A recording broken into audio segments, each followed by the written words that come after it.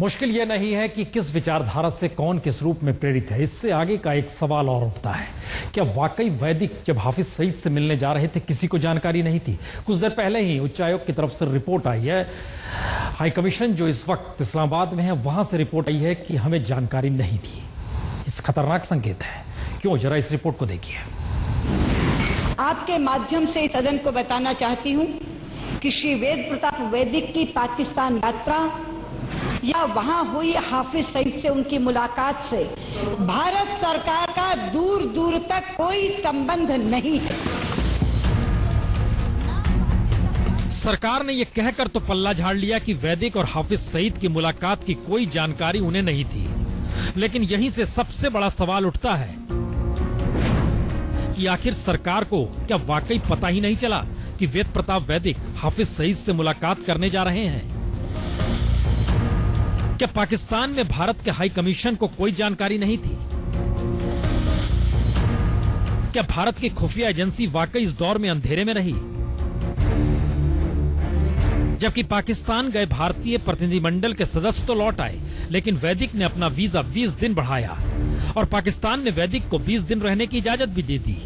तो फिर यह कैसे संभव है कि भारत और पाकिस्तान के उच्चायोग के अधिकारियों को जानकारी ही ना हो कि वैदिक पाकिस्तान में 20 दिन क्यों रुकना चाहते हैं, या फिर इस दौर में वह किन किन से मुलाकात करना चाहते हैं? भारत सरकार का इससे कोई वास्ता नहीं है, ये पुनः दोहराना चाहती है। फिर दूसरा सवाल यहीं से खड़ा होता है कि हाफिज सईद के साथ जब कोई मुलाकात बिना कई दरवाजों से इजाजत मिलने से पहले हो ही नहीं सकती, तो फिर अचानक कैसे वेद प्रताप वैदिक की मुलाकात हाफिज सईद से हो गई?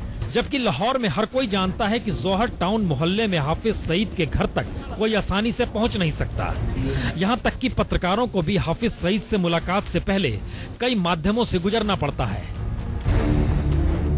खासतौर से अमेरिका ने जब से हाफिज सईद को आतंकवादी करार दिया है, उसके बाद से हाफिज सईद की सुरक्षा का सबसे मजबूत घेरा ISI है। अगर वेद प्रताप वैदिक को इन चैनलों से नहीं गुजरना पड़ा तो इसका मतलब साफ है, सरकार को पहले से पता था कि मुलाकात होगी या मुलाकात होनी चाहिए, और यह जानकारी भारतीय उच्चायोग को जरूर होगी। सरकार का इससे कोई वास्ता नहीं है।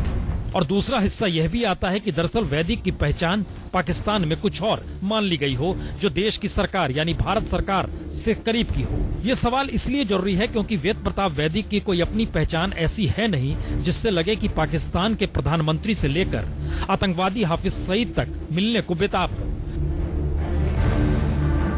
क्योंकि समाचार एजेंसी में काम करने के अलावे अंतर्राष्ट्रीय विषयों पर कॉलम लिखने वाले वेद प्रताप वैदिक दिल्ली यूनिवर्सिटी में अंतर्राष्ट्रीय संबंधों को लेकर क्लास भी लेते रहते हैं। यानी सरकार अगर पीछे खड़ी ना हो तो फिर पाकिस्तान के राष्ट्राध्यक्ष से लेकर दुनिया के सबसे बड़े आतंकवादी का वैदिक से मुलाकात के लिए मचलने का कोई मतलब नहीं है।